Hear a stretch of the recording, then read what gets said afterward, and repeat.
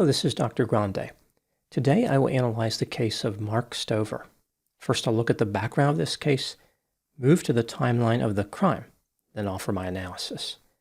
Theodore Mark Stover was born on March 18, 1952, and lived in the state of Washington.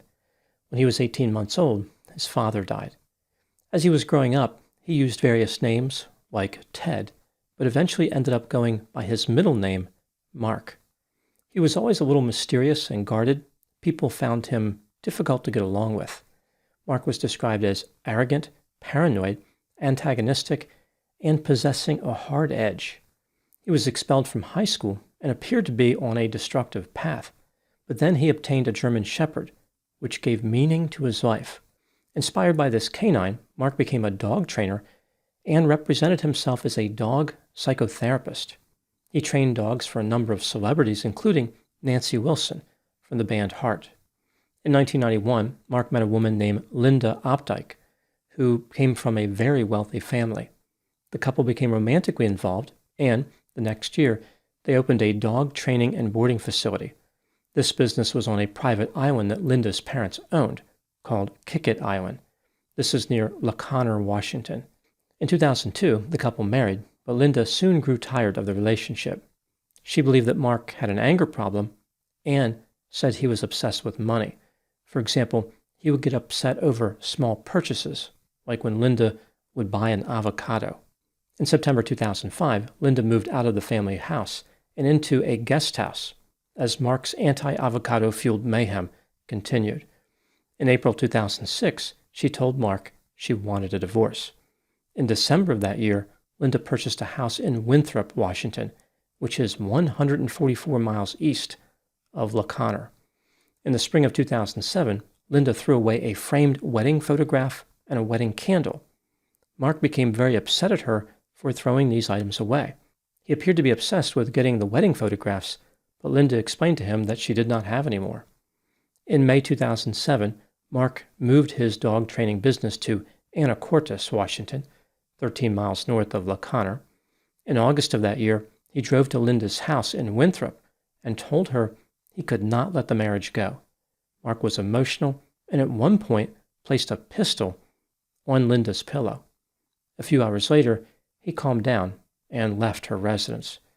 After this, Mark repeatedly harassed Linda, demanding that she return the wedding photographs, but Linda continued to tell him she did not have them. Linda started having an affair with the best man from her wedding. This aggravated Mark, even though they were separated.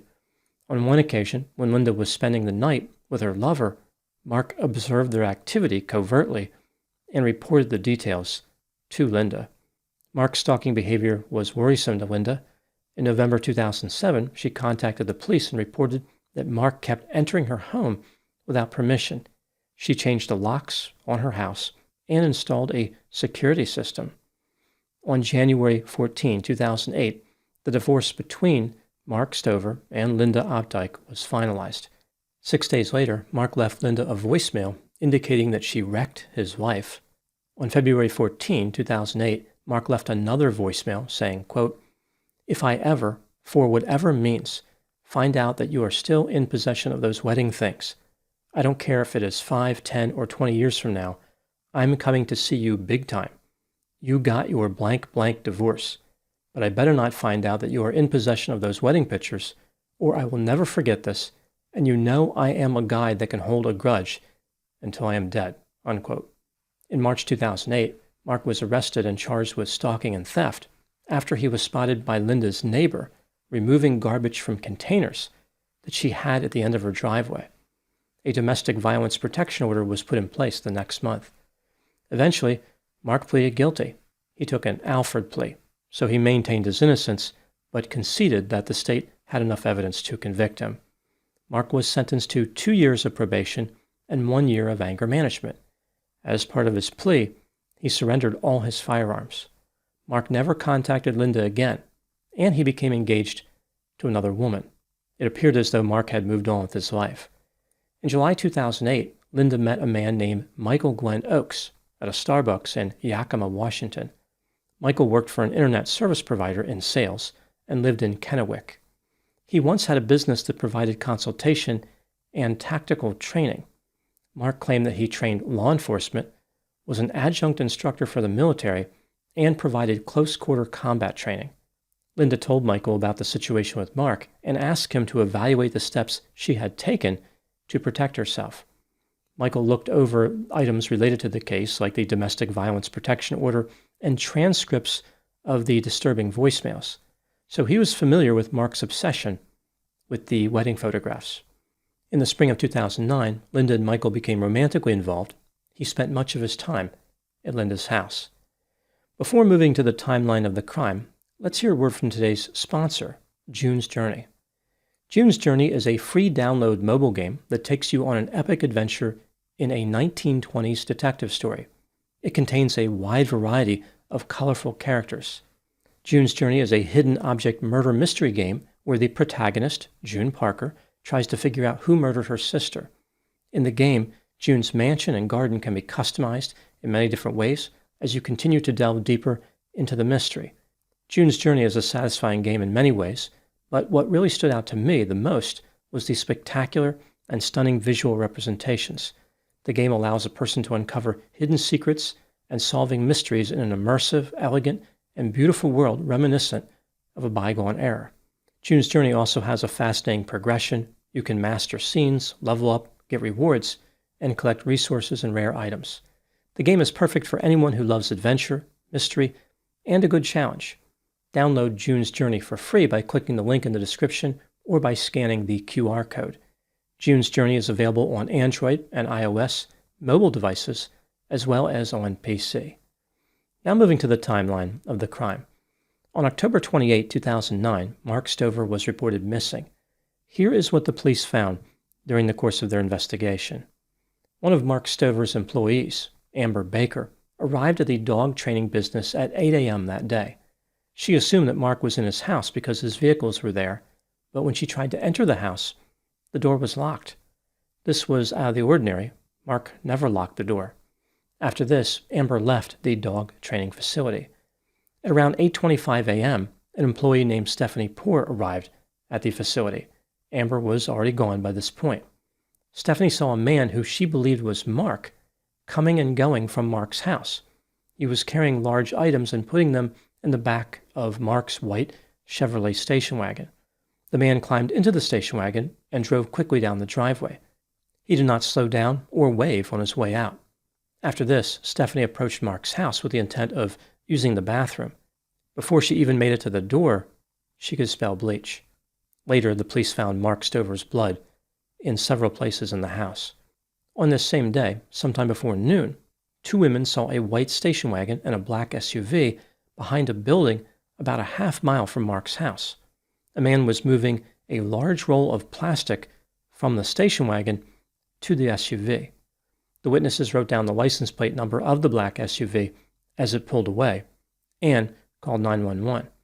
The police learned that the white station wagon was registered to Mark Stover and the black SUV was registered to Michael Oakes. At this point, they did not know that Mark Stover was missing.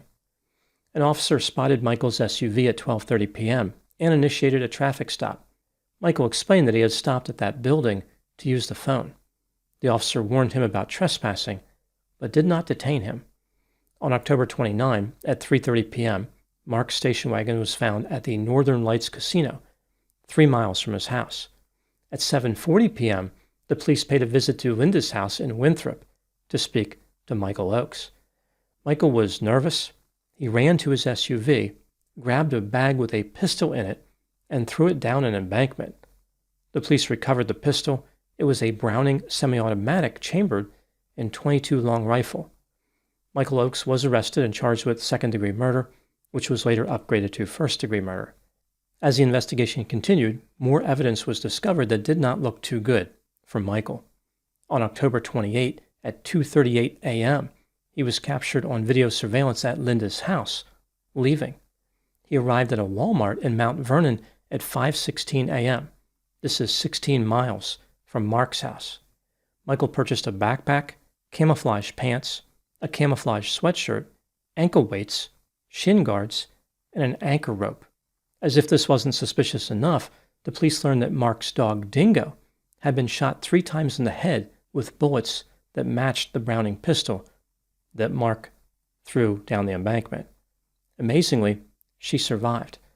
Michael's trial started on September 27, 2010. He testified in his own defense and presented a colorful and elaborate tale to the jury. Here is what Michael told them. In May 2009, 5 months before Mark Stover disappeared, he approached Michael in the parking lot of a Costco store in Kennewick. Mark told him that he wanted Michael to get the wedding photographs from Linda. So Mark was still obsessed with these photographs. Again, this is all according to Michael. Michael looked for the photographs, but he couldn't find them. Over the next few months, Mark continued to demand the photographs from Michael and threatened to murder Michael's family if he did not retrieve them and hand them over. Later, the men arranged to meet on October 28, 2009, so Michael could hand over the photographs, the same ones he could not find. The plan was for Michael to park at a church parking lot near Mark's house and walk the rest of the way. It was about a quarter-mile away. Michael knew that things might not go too well because Mark Stover was a dangerous man. Therefore, he bought a few items at Walmart before the meeting. Michael had an explanation for every suspicious item that he purchased. He bought the camouflage clothing because he thought that he may have to escape on foot from Mark and Mark's dogs. The anchor rope and the weights were to help him climb a nearby water tower.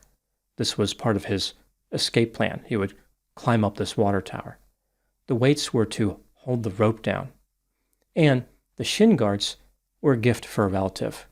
So here he is preparing for a dangerous encounter with a stalker, and he thinks about what a relative may want as a gift. When Michael arrived at Mark's house, Mark was upset because Michael still didn't have those wedding photographs. Mark left for a moment and returned holding a revolver. He shot Michael one time in the torso, but Michael was wearing a bullet-resistant vest, which stopped the bullet. Michael used his incredible hand-to-hand combat skills and took the revolver away from Mark. He then shot Mark with the weapon, so Mark was shot with his own gun. When Michael went outside, Mark's dog Dingo attacked him. Therefore, he used his own weapon, the Browning .22 caliber pistol, to shoot her in the head 3 times. Michael explained that he disposed of Mark's body because he did not think the police would believe his story. He dumped the body off a dock, but the police were unable to locate Mark's body when they searched that area. It appeared as though Michael was lying about a number of things, including the location of the body. On October 22, 2010, Michael Oakes was convicted of first-degree murder. 5 weeks later, he was sentenced to 26 years in prison, which was the maximum. Now moving to my analysis. Michael Oakes maintains his innocence, and, amazingly, he has quite a few supporters. They argue that he was acting in self-defense when he shot and killed Mark Stover. Therefore, he was not guilty of murder. The state, of course, disagrees. They argue that Michael's self-defense story is fantastical and obviously untrue. This brings me to the question, was Michael Oakes guilty of murder? Let's take a look at the evidence both for and against the idea that he was guilty, starting with the inculpatory factors. Mark Stover was a stalker at one time, but after he was convicted, he never contacted Linda again. Even Michael's defense had to concede this was true. Michael's story about Mark threatening him to get the wedding photographs doesn't make any sense at all and is clearly fabricated. If Michael could not find the photographs, why would the men plan to meet at Mark's house? Furthermore, why was Michael so afraid of Mark? Michael was supposed to be this tough guy warrior who has dozens of firearms, is an expert in hand-to-hand combat, and trains soldiers. Yet, he's frightened of Mark Stover, a man who called himself a dog psychotherapist. Supposedly, Michael let Mark terrorize him and run his life for several months, leading up to the killing. He never reported this to the police or told anyone what Mark was doing. It is reasonable to believe that Mark never contacted Michael. There were no threats. This was something that Michael fabricated. Michael bought suspicious items prior to the killing. The police never found the camouflage clothing, ankle weights, or anchor rope that Michael had purchased from Walmart. The reasons he supplied for these purchases would even make a Scooby-Doo villain laugh. There is no question that Michael killed Mark. He admitted that he did. His story about getting Mark's revolver away from him and shooting him with it is not believable for a few reasons, including no guns were found in Mark's house. So the only weapon that Mark had in his house was the revolver he used to shoot Michael. How convenient. After the killing, Michael met with his ex-wife Jennifer and told her that a job had gone bad and he was going to spend the rest of his life in prison if the police searched his SUV. Michael Oakes lied about where he disposed of Mark Stover's body. Perhaps he didn't want the body to be found because Mark had been killed with his .22 caliber pistol instead of Mark's revolver, like Michael had claimed. Now moving to the exculpatory factors. At one time, Mark Stover was a dangerous stalker, and he did have an obsession with the wedding photographs. That's pretty much it for the exculpatory factors. When considering all the evidence in this case, do I believe that Michael Oakes is guilty of murder? Yes, he is guilty beyond a reasonable doubt. There's really almost no doubt at all. What do I think happened in this case? This is just a theory, my opinion. Michael's romantic relationship with Linda was based on him protecting her from Mark Stover, even though Mark wasn't contacting Linda anymore. For some reason, which may never be known, Michael needed to believe that Mark continued to represent a threat. Maybe somebody led him to believe this? There is no way to know. Michael became convinced that he had to murder Mark.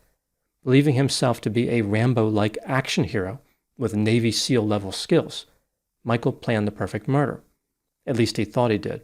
In reality, he made just about every mistake imaginable. Michael was concerned about Mark's dog, Dingo. This is why he bought the shin guards. The ankle weights were purchased in order to weigh down Mark's body in a nearby body of water. On the night of the murder, Michael parked near Mark's house and walked there. He shot Mark's dog with the .22 caliber pistol. When Mark opened his door to investigate the noise, Michael shot him to death with the same pistol. Michael's hope was to clean up the scene thoroughly, but he left plenty of evidence, including blood, and spent .22 caliber cases. When Michael was spotted by the women when he was transferring Mark's body from the station wagon to the SUV, he realized he was in trouble. This is why he frantically explained to his ex-wife that he would go to prison for life if the police searched his SUV. Michael Oakes created a ridiculous story about self-defense based on the idea that Mark Stover used to be a stalker.